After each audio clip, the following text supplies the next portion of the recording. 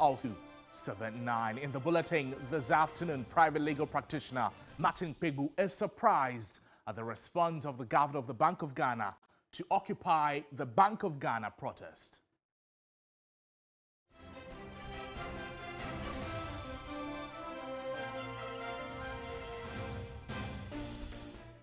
We'll bring you some more stories plus international news as his release. Prime Minister Benjamin Netanyahu says the country is at war after a surprise Palestinian attack saw hundreds of rockets hit Israel from Gaza.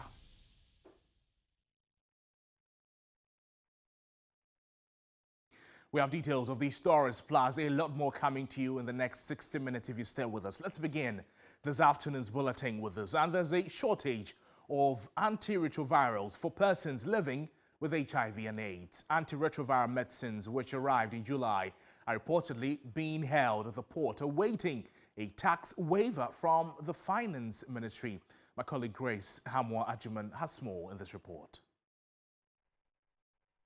Imivudin combination is used to treat HIV infection. According to the network of persons living with HIV, NAPLAS Ghana, there has been a shortage of the adult dose of these drugs from August. President of the network, Elsie Aye, says HIV-infected adults are forced to rely on children's prescriptions. It was 2 days ago when we got a call, and it was a very frantic call from our members at Kolebu Teaching Hospital who had gone for their medication, and they were usually we are given 3 months, 6 months. They were given 1 month, and that had been going on for some time. Where we would have taken just one pill a day, we have to take 3, and we have to take 5 of the children's pills in the morning and 5 in the evening. So that's the total would be equal to the 1 dose we would have been given every day. The group claims that antiretroviral medication purchased with donor funds should not be taxed, but is held until AU tax, ECOWAS tax and COVID-19 tax are paid before access. The situation got to this level, but I don't think it's an excuse. If there has to be that tax waiver we are requesting, it should be done by Parliament. But they are on recess. But then there should be something that there should be an alternative. There should be, though they are on recess, there should be an open door for urgent matters such as this, so that those people are trusted to take the right decision and let things go on well. So what is preventing some from the select committee in Parliament to be called to look at this very urgent issue so that we could have our medication? NAPLAS Ghana warns that if the delay persists, the disease will develop resistance to antiretroviral medication, leading to severe liver and kidney problems. Let's have a conversation on the back of this and speak with Dr. Titus Bay, who is the former General Secretary of the Ghana Medical Association. Dr. Bay, thank you for joining us on the program. These matters relating to health, take us through what happens to the human body when it does not get the medication as prescribed. Good afternoon, and good afternoon to your viewers, and thank you for having me. Also, I wear a cap as a pharmacologist, and so when it comes to the issue of drugs, we are really concerned. I think in the insert you played, one of the major things was mentioned by the people themselves. When you have inconsistent supplies and people do not take the prescribed doses, the resistance to the drug can occur. And this will mean that when eventually we even have proper doses, enough supply, and they take it, they will not get the needed benefits. The danger is that when you take also the medication, it suppresses the viral load. This decreases the incidence of the disease in the community, because people who are on the medication and taking it faithfully, their ability to transmit this infection to any other person is reduced significantly. Now, if they do not get consistent supply and viral suppression is regressed, which means that their viral load goes up, then they will be spreading this infection to other people. Remember, there are discordant couples living together who are able to live together because once the partner is taking the medication and is proper suppression, the other one runs very little risk So at this point that your partner is not getting it, that means you, the other partner, has a very high risk of being infected. And this is coming in the backdrop when the National AIDS Commission itself had concern that people are living riskier lives and the incidence and prevalence of HIV is beginning to go up. So the last thing we want to have people who are on this condition, who know they are healthy because they are on their medication, not getting it. The other final one, and so these first two is to the entire community. The resistance, the entire community is at risk. The entire medical society is at risk because we have to develop newer drugs, more expensive to overcome that resistance. And also the fact that they are not in viral suppression means they can spread it to anybody. That puts the entire community at risk. But the other one is that the patients themselves, some will move from what we call the HIV status to clinical AIDS.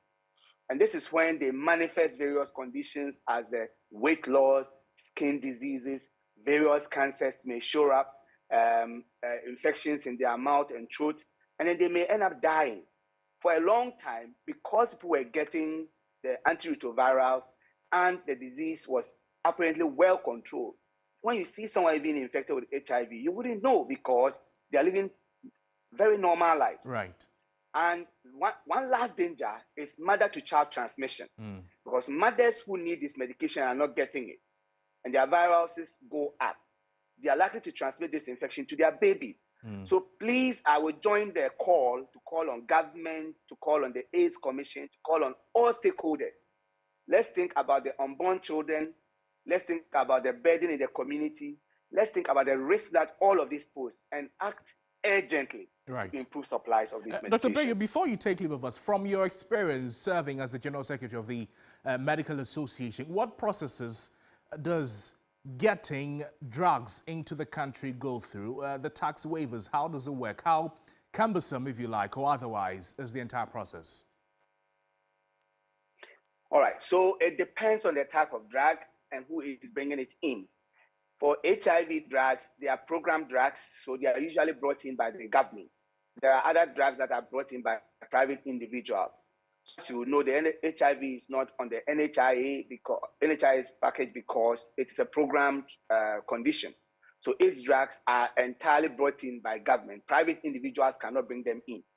And so when they decide to import them in, depending on the bilateral or multilateral arrangement government may have with funding agencies and the countries where they are bringing it from, the WHO and others, they may get some tax waivers. They may get some negotiated costs to be able to get these drugs in. Now, when they get them in, there should be no taxes on them, because really, if you are taxing it, the government is taxing itself because it's a government that is bringing it in and is supposed to supply this. But I'm not sure. I'm hearing issues of tax. I'm hearing issues of some waivers, which will mean that some negotiations between Ghana and its multilateral and bilateral partners need to be done. That can be the only reason why I can see some tax issues coming up. If not, I do not see why. The other thing is that the nature of our economy, which has seen significant depreciation of our cedi, meant that all program drugs that we were taking at a certain dollar value, overnight the cost shoots up. So it's going to cost government more money to bring these products in. And I will suspect that there may be liquidity challenges.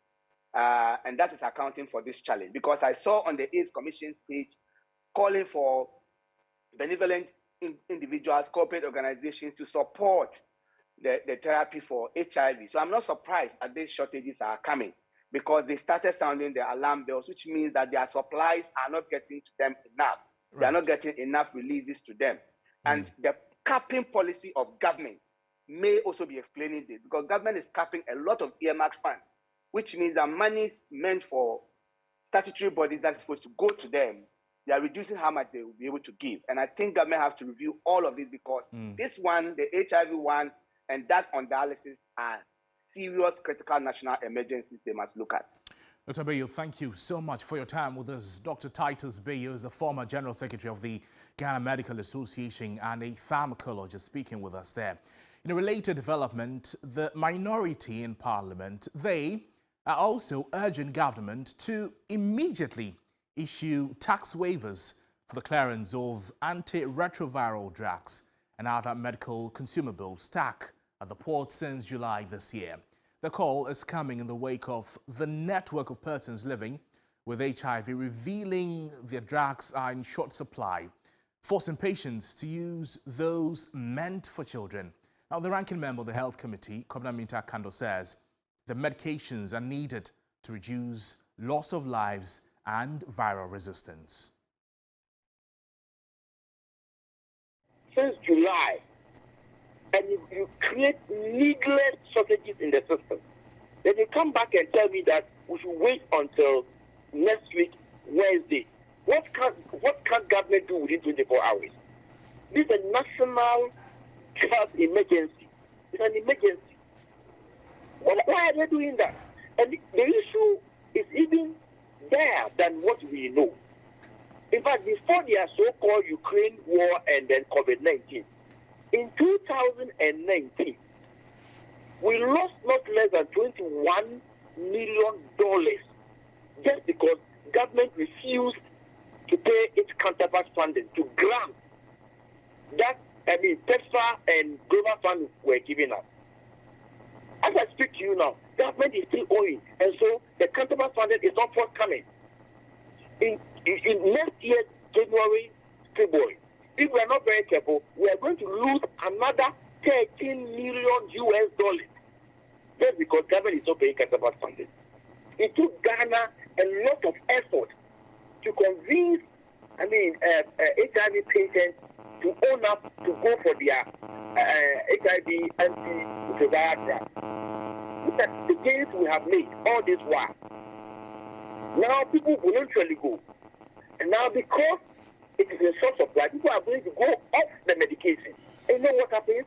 What is happening is that the virus is going to grow resistant to the medication even if they come back. And that the virus, there's going to be, a spike in the HIV AIDS in this country. What is it? What I told you is that this HIV AIDS has been funded by donor funds all this while. Just contribute, just show commitment, and get more in dollars. You know you won't do, but you go and build cathedral. What kind of government is this? It's unquestionable. To some other subjects this afternoon, and residents and drivers of Ajay-Kojo, a suburb in the Tema West municipality, they say they feel neglected as their roads have been left unattended to for years. Joseph Armstrong Gold was in the area and reports that all link roads to and from Ajay-Kojo are in bad shapes. The Ashamanana Bridge connects to Ajay-Kojo and other adjoining communities. The stretch is riddled with potholes, slowing the movement of vehicles plying the stretch. Ajay-Kojo is one of the biggest electoral areas in the Tema West municipality. The road network is a major challenge for residents. Plying the road is exhausting due to its poor nature. Residents say that for decades, they have, through self-help initiatives, contributed funds and other resources to fill potholes. From under bridge, this road is straight road to Santor, go to School Junction. From School Junction, you can go to Adenta, Medina, but the road is very bad. We don't get potholes, so it's a manhole.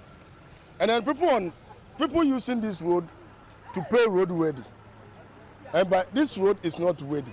For the past 3 weeks, I couldn't go to work. If you just move one trip, I'm applying Santor to Ashama. When you go one trip, you have to go to shop all the time. So this is a hub. It's spoiled and I bought it less than 1 week. It just spoiled again. Last I carried somebody and nearly born for my car inside. So we are tired. We are tired for this road. In fact, Ajay-Kojo, we are very, very tired. After if you rain small, no car, motor self no dey fit pass the road top. Traders and shop owners along the stretch are not spared, as their wares are usually covered with dust. For residents, the rainy season is no better.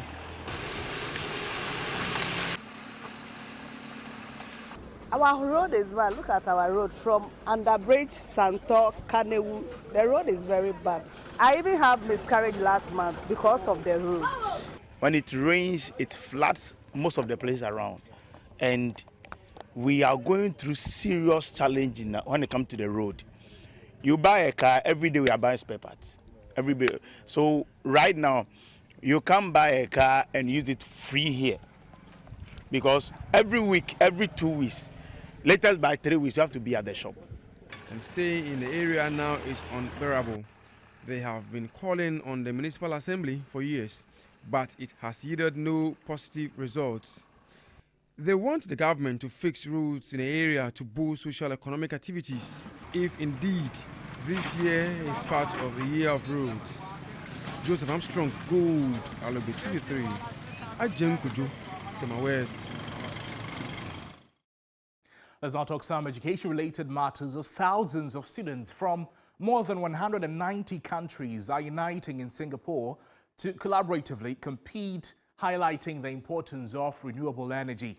The annual Olympics-styled competition aims at inspiring science and technology leadership and innovation in young people from all nations and also empower them to address the world's most pressing issues. George Queening is at the opening ceremony in Singapore and he joins us on Zoom. George, good afternoon to you. Good to see you. What is the essence of the challenge and what does it aim to achieve, particularly in Ghana's situation? Thank you so much, Crosby. Crosby, it's good evening here because it's past 8 p.m. And as you're aware, when I did a story on Achimota School's pursuit for sponsorship for this year's participation at the challenge, some sort of respite came through for them. Lord Wading Foundation has supported their participation. So they are here and they are, joining over 190 countries participating in this year's competition. And the opening ceremony just ended, and that was the venue. I'm coming to you live from the Singapore Expo, and this is the venue for this year's competition. And thousands of students are coming from over 190 countries to participate in this year's competition. And this is an annual Olympic-style robotics competition that aims to bring some sort of solution to tackle the 21st century challenges like global warming and climate change. And there were a lot of speeches that were made here, powerful ones, of course, and the founder, Dave Kamen, who is an American inventor and engineer, gave a powerful speech that the world is facing a lot of challenges, a lot of them. So these youth should come up with solutions that will tackle this very challenge. So when they get the power to even rule the world, they'll not be doing the things that they have been doing. So they should own the world and cause some solutions. So as you can see, these are some quotes, and this is a quote coming from Dean Kamen. He says, "You are the network of youth all over the world that will work together to solve our global environmental issues by applying science, technology, engineering, and mathematics." So it's been powerful. That's what I can say. The speeches were so great. Even the Minister for Sustainability and Environment here in Singapore says, the theme for this year actually is hydrogen carbons. And so she acknowledged the essence of hydrogen in solving climate change. For instance, the country is actually going 50% of energy with hydrogen. And so by 2050, they'll be doing only hydrogen. And that will also ensure that their decarbonization efforts are achieved. I want to engage some of these youth here who are coming for the challenge. And as I said, the opening ceremony has just ended. And so they're trying to pack back to their hotels and come here tomorrow for the actual competition.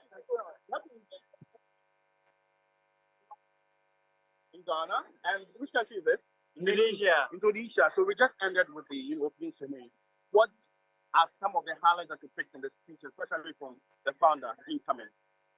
What did you pick from the speeches that were delivered today? Yeah, what I take from Dean Kamen is that what he say, like in FDC, we have a competition in robot, but there's a competition between us. Like we need in here, we all connect each country to each country, like country one, country two, to building the future together. Because that's what I forgot to say that, but no country can build the country alone. Yeah. So it's a challenge, but whilst we are all challenging, to try and make friendship. Yeah. That will block them. Yes. And long-term yes, partnership. So that's what it said. Even though it's a challenge, it's to ensure that they build partnership. Countries should build partnership to ensure that they come up with solutions that will save the globe And if it was to hear me, we'll try and reconnect with him in our subsequent bulletins and engage further on the possibilities of Ghana making a mark at the conference in Singapore. That was my colleague George Queening, bringing us updates from thousands of students who have gathered in Singapore, collaboratively competing, highlighting the importance of renewable energy there. Away from that, one of the flag-bearer aspirants of the New Patriotic Party, Francis Addai-Nimoh, has expressed disappointment that President Akufo-Addo did not appoint him to his government. The former Asante Mampo Member of Parliament, in an interview with Evelyn Tengma, stated that his knowledge and experience are not being fully utilized for the country's development. Francis Addai-Nimoh polled only 9 votes at the August 26 NPP Superdelegates Conference, tied with Boakye Ejako, who later withdrew from the tiebreaker. He admitted to being surprised by the 9 votes. I was expecting something more than that. But of course, that is what the delegates decided. And the objective of that election was to shortlist the contestants from 10 to 5. It was not to determine the flag bearer. It was not to give an indication to who becomes the flag bearer. And there were less than 1,000 delegates who voted in the super delegates elections. Now we are going into these elections with over 200,000 delegates who will decide the next flag bearer of the New Patriotic Party. So it can be anybody's game. He remains confident in his chances of emerging victorious in the November 4 polls, despite receiving only 9 votes. I seek to win and to lead a party, and then lead a party to win in 2024. The mood of the country is that the country needs a new face. Of course, the candidate for the NDC, we are all aware, is former President John Dramani Mahama. So it's now my party, the NPP, that should put forward their new face. Who I know Ghanaians are looking for that new face to also come with a new way of doing things. The former Mampong legislator expressed disappointment that President Akufo-Addo did not appoint him to serve in his government. The disappointment is not associated with benefits that should accrue, but the fact that I have the knowledge, the experience, that I can work for my country, and that knowledge and experience, they are not being utilized, or underutilization of that knowledge and experience. That is what makes me disappointed. Professionally, I'm a civil engineer. I've been a civil servant before. I have worked at the ministry, at the ministerial level before as a civil servant. I've taught this country undertaking monitoring and evaluation of all government of Ghana projects. Indeed, the success of Dr. Anane when he was the sector minister with the Ministry of Roads and Highways, there were some of us who were behind the scenes working so hard diligently to make his performance as a sector minister for roads and highways successful. He asserts that despite not being aggressive, he remains highly focused in life. Evelyn Tengma, TV3 News, Accra. That's how we take our first break this afternoon. There's more news out after the break. Please stay with us.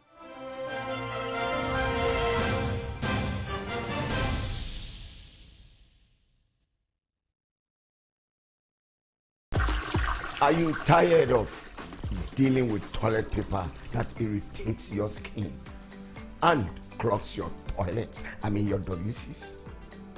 Wait, I have great news for you. Flora Toilet Roll is the game changer. Flora Toilet Roll is thick, gentle on the skin, and fragrance free, making it ideal to clean your intimate parts, as it causes no skin irritations and or allergies. The best part is it is made to dissolve easily, preventing plumbing issues and clogs. Experience the ultimate comfort of Flora Toilet Roll. No more clogs, no more skin irritations.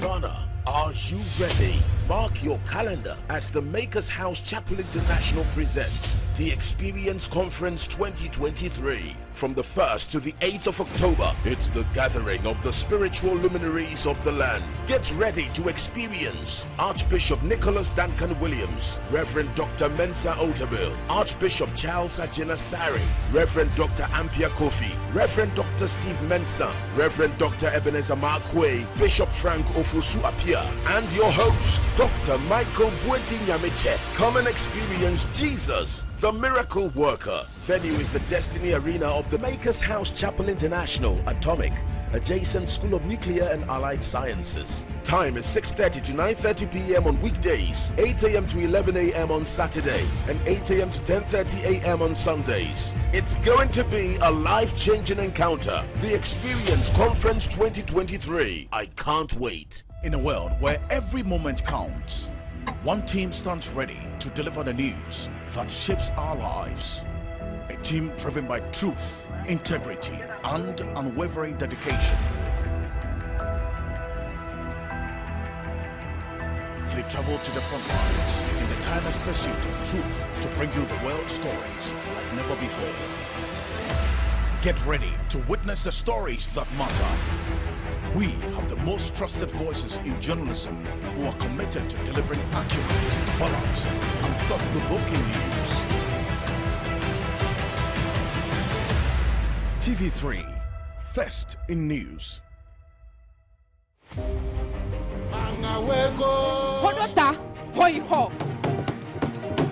The past 12 weeks of this year's Ghana's Most Beautiful competition, contestants have been on a journey of sheer determination, showcasing great talent and the rich culture of our beautiful nation on the Ghana's Most Beautiful stage. 5 beautiful ladies, Na Ayele, the courageous one from the Greater Accra region, Adwanigi, the bold one from the Upper East region, Selom, the ambitious one from the Volta region, Kwatma, the determined one from the Bunu region, and Nura, the assertive one from the Northern region.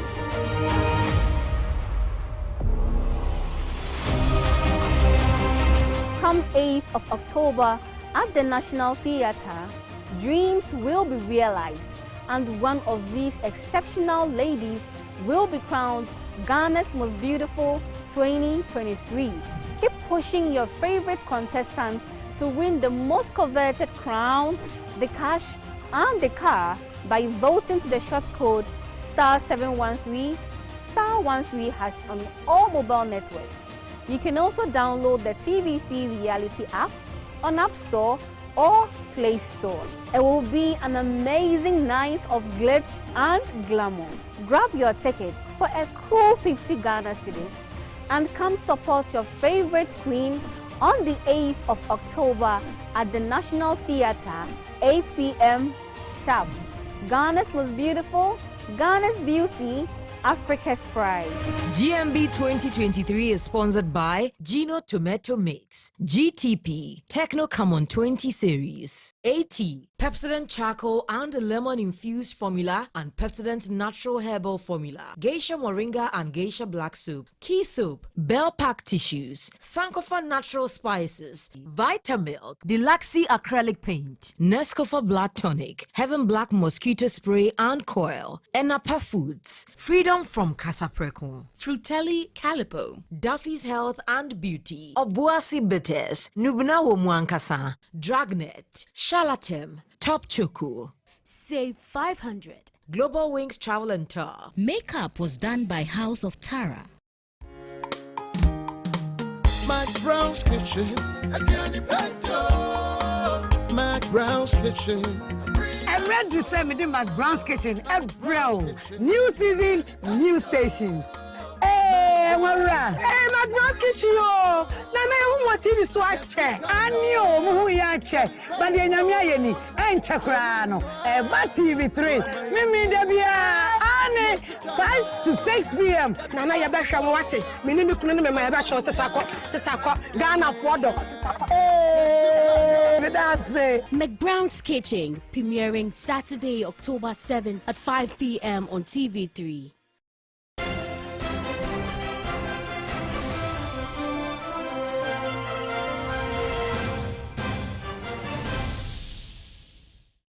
Welcome back to the broadcast. Let's bring you some more stories and processes that began for the development of a legal framework on the acquisition and management of improvised explosive devices in the country.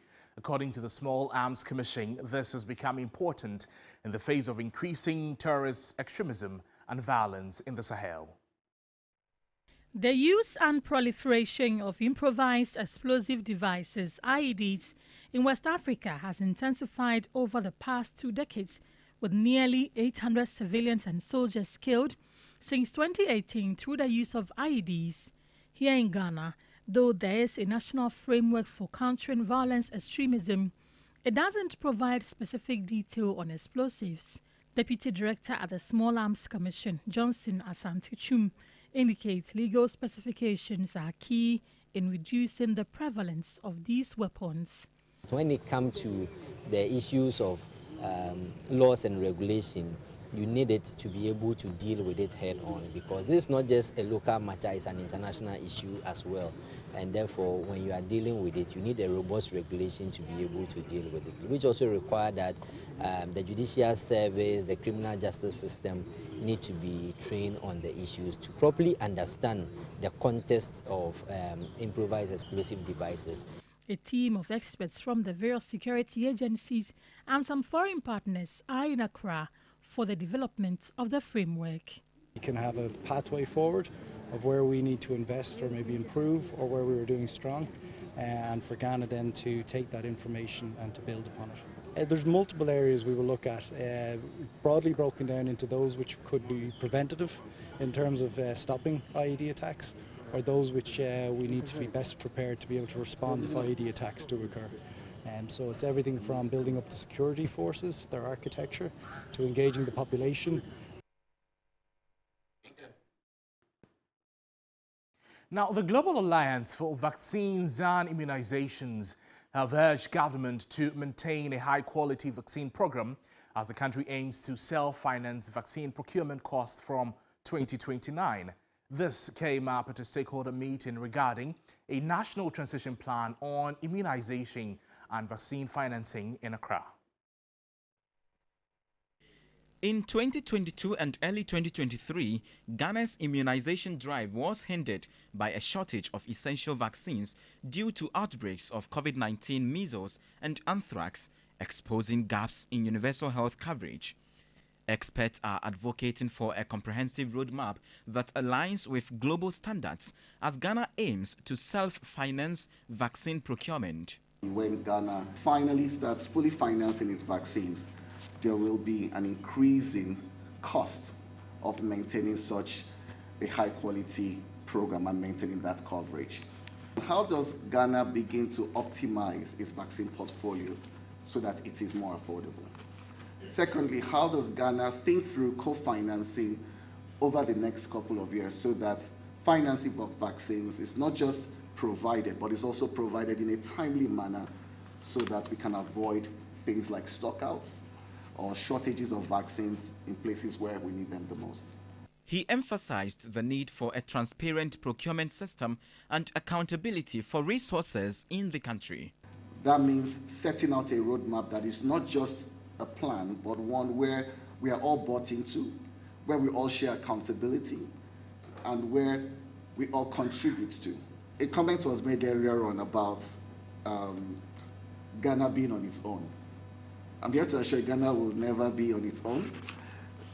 It's a partnership that we have gotten into, and even if the mode of support evolves over time, it's one that we will continue to work with you shoulder to shoulder to ensure that all the gains you have made remain sustained.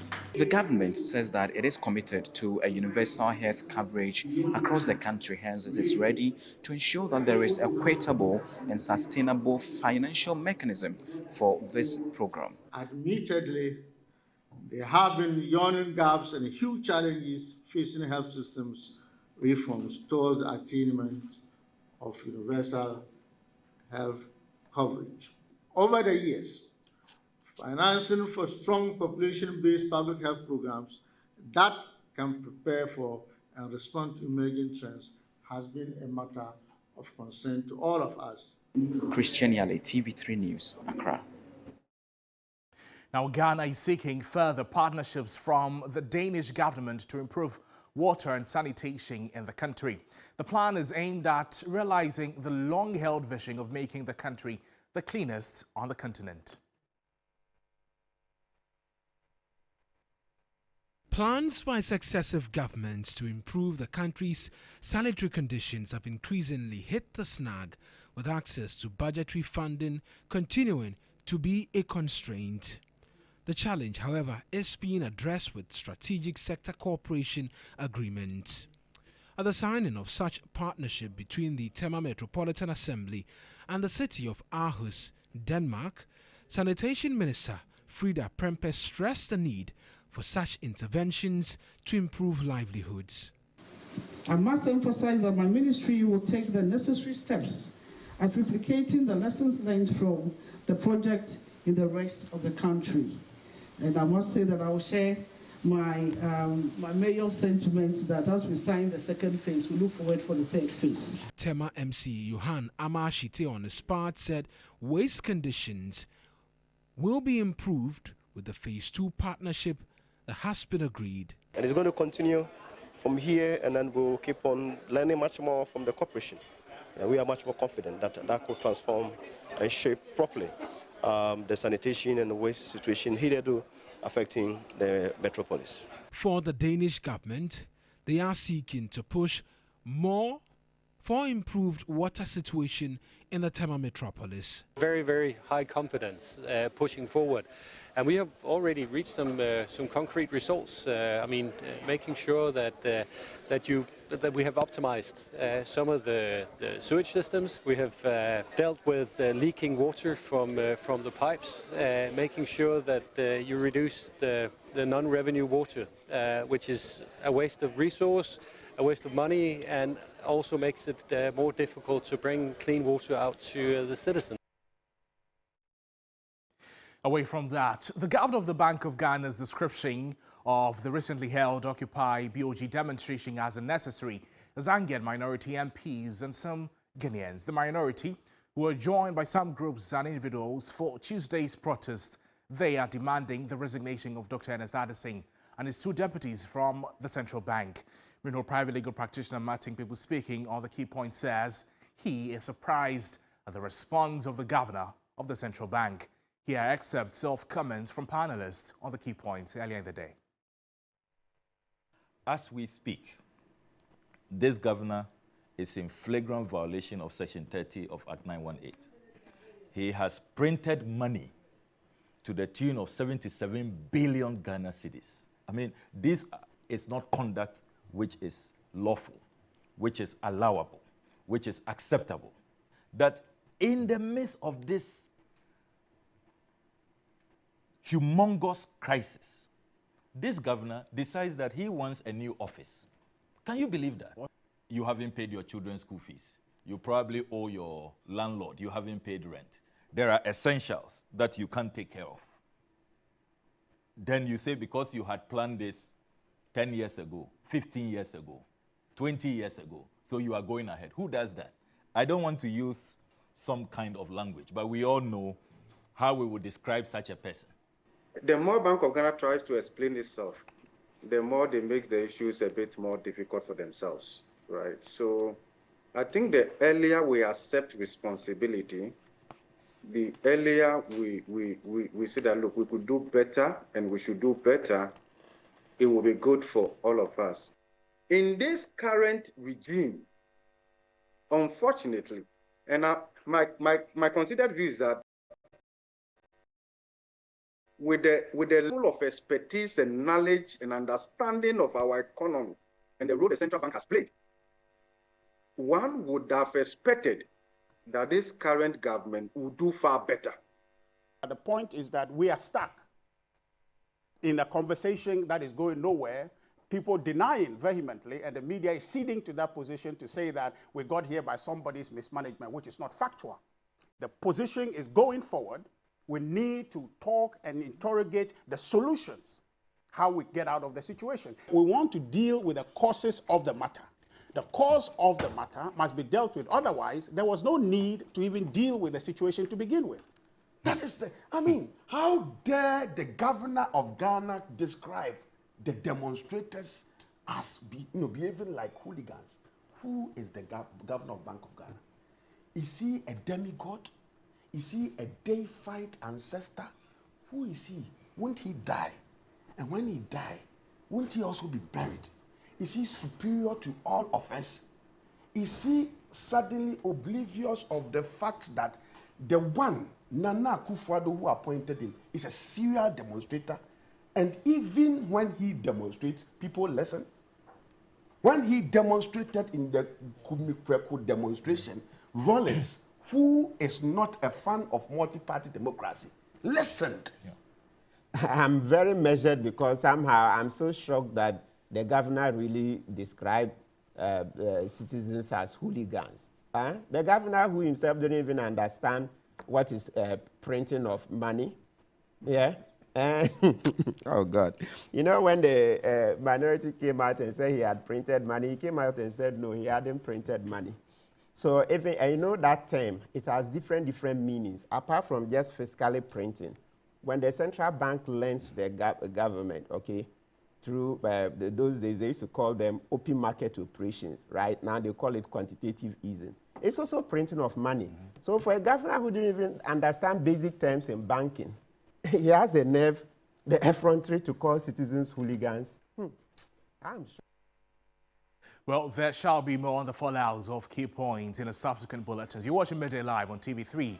Sports News is up next. Stay with us.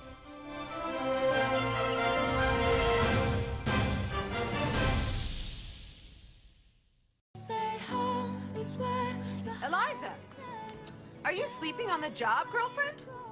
I was dreaming. I woke up to this nightmare. Alyssa, an 18-year-old, runs away from home to escape the abuse and harassment of her stepfather. Come any closer and I will cut you. For a hope of a better life in the city and to pursue her dream of becoming a supermodel. Hold on, wait a second. You're very pretty. She soon finds out that achieving her dream will be a lot harder than she ever imagined.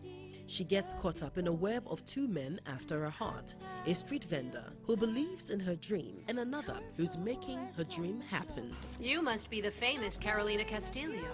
How are you, dear? This is Lily, my beloved wife. Watch the story unfold in Total Dreamer, a captivating, intriguing, and thrilling drama. Total Dreamer, premiering this Monday at 8 p.m. on TV3. Brought to you by MTN DES Shower Gel. As a woman, how seriously do you take your health? Back here in Ghana, do you think that we take our health seriously? One of the reasons why we have very low life expectancy. Yes. Our I was telling a friend, once your mom is getting ready for pension, you start looking for a funeral policy. How many times in a year do you check your BMI, your blood pressure, or simply your body temperature? You are 31.83, which means you are obese. But the good thing is you can slightly come down to leave the red zone into the amber zone. Okay. This week on Today's Woman, Stefana Sefa Boateng is our guest. She's here to teach you exactly what you need to do to keep your health in check. This is happening this very Saturday, 3 p.m. right here on TV3 with me, Cookie T. Today's Woman with Cookie T shows Saturdays at 3 p.m. on TV3. Brought to you by Latex Foam, Vlisco. Do not intend to take advantage of other people because you may be taken advantage of.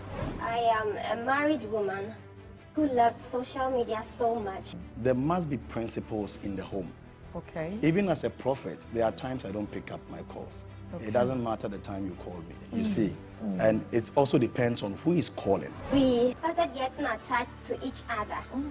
And this man told me he would want to go back with me when he's leaving Ghana. Okay. So I started thinking, what would I tell my husband? You are in a marriage. It is blissful. Why the extracurricular activities? And when will our ladies learn that all that glitters is not gold? The man left with the money you collected from the 10 people that he was supposed to use it to help your husband who sent your brother travel. Yeah. From what I heard in the confession, it looks like it's because her husband is in jail now and she's pregnant for the guy. That's why she's here. One of my biggest problems now is that some people are going around with my picture, duping ladies and taking monies from them. And your pictures are dupable. Confessions shows on Saturdays at 9:30 p.m. on TV3. Brought to you by... Welcome back to the broadcast. Sports News is up next, and Yao Fusulabi has the details in sports. Yao, over to you. Well, thank you so much, Noble. Let's get into the sports news this afternoon here on Midday Live on TV3. And reigning champions of the Ghana Premier League, Medeama SC, are set to face strong competition in their debut appearance in the group stage of the CAF Champions League. This report by 3 Sports sheds light on the chances of the Moves and Yellows and Dreams FC ahead of their respective CAF inter-club competitions this season. The fate of Ghana's 2 representatives at CAF inter-club competitions this season has been determined. The draws for the CAF Champions League and Confederation Cup were held on Friday in Johannesburg, South Africa. Dreams FC are in Group C with Rivers United, Club Africain and APC Lobito. African sports journalist Laurence Kola believes the Still Believe boys have an outside chance. But Dreams FC, I think, much like Marumo Gallants, they have an outside chance of actually progressing from this group because they do have nothing to lose. And for example, I think many of the players would be looking at it as an opportunity, as a shop window to market themselves. And traditionally, you'll find 1 or 2 surprise packages in the competition. So why not Dreams FC? The South African journalist thinks Medeama, on the other hand, stand no chance as they've been placed in a group of death alongside Al Ali, CR Belouizdad and Young Africans. For Medeama, it's just more for pride than anything. Try and get, a couple of points here and there, maybe a shock victory at home, and score some goals because, it's probably the hardest group if you look on paper. They might be the league champions, but I've checked them out. I don't think they've started the league particularly well. And if you have to balance continental football with a grueling league campaign in the Ghana Premier League, added to all the costs, I think also if you think about it realistically, they'll probably want to be knocked out in the group stages rather than having to spend so much money to travel all across the continent. But I can't see any surprises there. It's just a very unlucky draw for them, and it's part of your school fees that you need to pay by not being seeded in pot 2 and pot 1. The competitions are expected to kick off later this year in November. Right, so that was a report there by my colleague Billy Shende, speaking to Laurence Kola, who's an African sports journalist, has been monitoring the CAF Champions League and the CAF Confederations Cup extensively in there. Now, when you look at Medeama's group, they have the Young Africans who have been in the CAF Champions League a while. They've also been in the CAF Confederations Cup, and they've particularly performed so well with Simba in the Tanzanian league. And then there's Al Ali. I mean, these are the biggest nemesis of this group. They've won the competition 11 times, the most successful African team ever, Al Ali there of Egypt. And then CR Belouizdad from Algeria. You know that anytime a Ghanaian team enters the CAF Champions League, there's always that difficulty to beat the North African sides, and that team also in there. Dreams FC also got themselves a North African side in Club Africain, who have also been really, really good, past winners of the CAF Confederations Cup. Rivers United from Nigeria, and just before Medeama got to this stage, as the group stage, they took on Remo Stars and beat them, and so there's that little bit of optimism around this game that Dreams FC could go to Nigeria and also beat Rivers United and progress in the group. But there's also APC Lobito. Not much is known of the Angolan side, but Dreams FC would have to take every game in their stride and make sure that they're being serious about the games that they are going to play. And so the teams in the CAF Confederations Cup group for Dreams FC. Club Africain might pose a huge threat to Dreams FC's chances of progressing in the group, and then the Rivers United also from Nigeria. But let's move on to some other stories, because board member of Mediama SC, Dr. Tony Obin, has expressed his excitement on the lucrative shirt sponsorship deal agreed between the Mulban Yellows and Ngovu Mining. The agreement was confirmed earlier this week by the current Ghana Premier League title holders. One of the key challenges that we face in football in Ghana is the question of resources, funding. You know, most of our clubs are handled by individuals who work hard privately and use their monies to invest in football. And so it was a major excitement. It was God-sent opportunity when we managed to clinch this relationship with Ngovu Mining. Well, that's Dr. Tony Obin there, bringing us to the end of the sports news this afternoon on Midday Live on TV3. My name is Yao Fusulabi. Entertainment news is after this. Entertainment.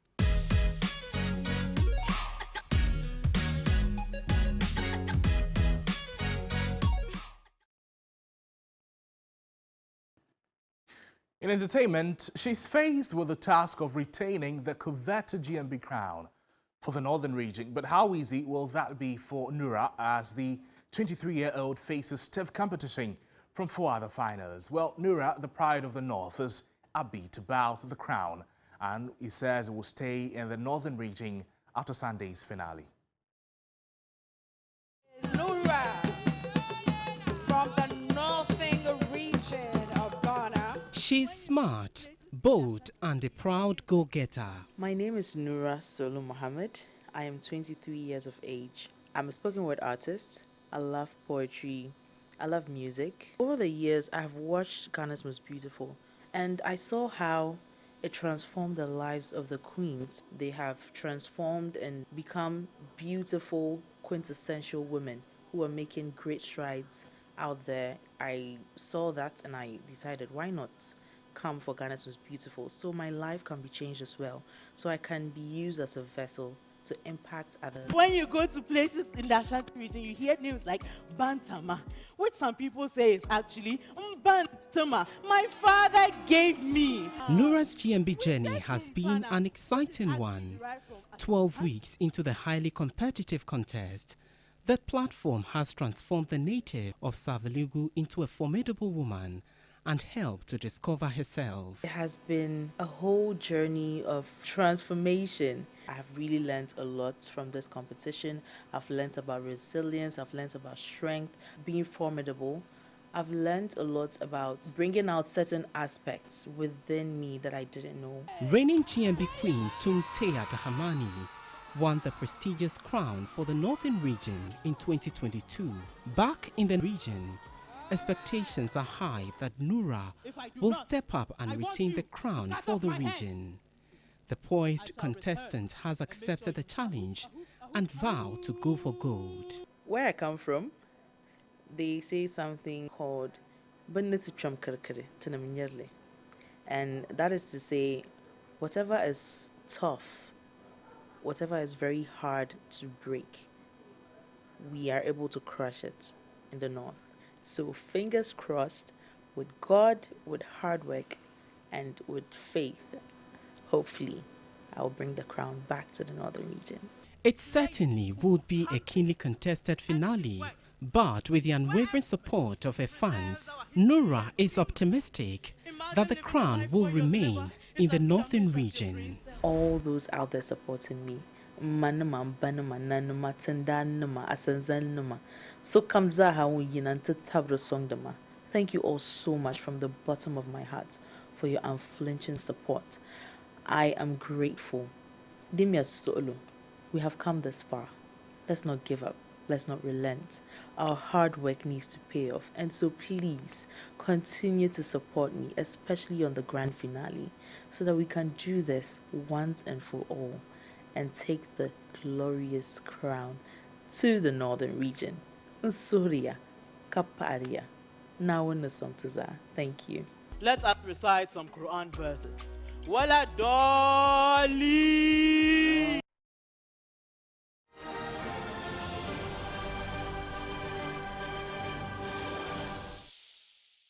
In news across the Ghanaian border this afternoon, at least 22 people have been killed in Israel after a major surprise attack with militants crossing into Israel from Gaza during heavy rocket fire. There are unconfirmed reports that a number of Israelis have been taken captive back into Gaza. Now, Israel has launched waves of airstrikes on targets in Gaza in response. Israeli Prime Minister Benjamin Netanyahu said Israel is at a war and has vowed that Hamas, Gaza's rulers, will pay a price it has never known. The militants crossed the perimeter fence just after dawn as barrages of rockets were launched from Gaza.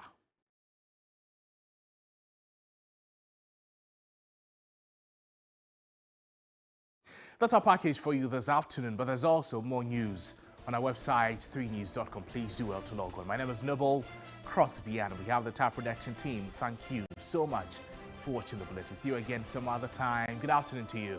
Bye-bye.